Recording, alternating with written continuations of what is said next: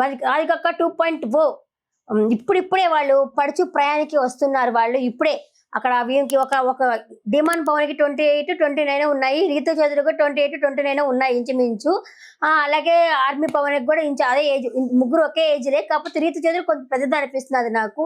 ఇప్పుడే వాళ్ళు ఏదో 16 ఏజ్కి వచ్చినట్టు ఆమె అయితే లవ్ చపాతీ చేసి ఇచ్చింది. ఆయనైతే తినడము, ఆయన సిగ్గుపడ్డము, ఈ బ్లషింగ్, అసలు ఎందుకు వచ్చారో స్వామి మీరు బిగ్ బాస్ హౌస్ కి? మీ పురాణం ఏదైనా ఉంటే బయట పెట్టుకోవచ్చు కదా, జనాలు దీన్ని తీసుకోవట్లేదు.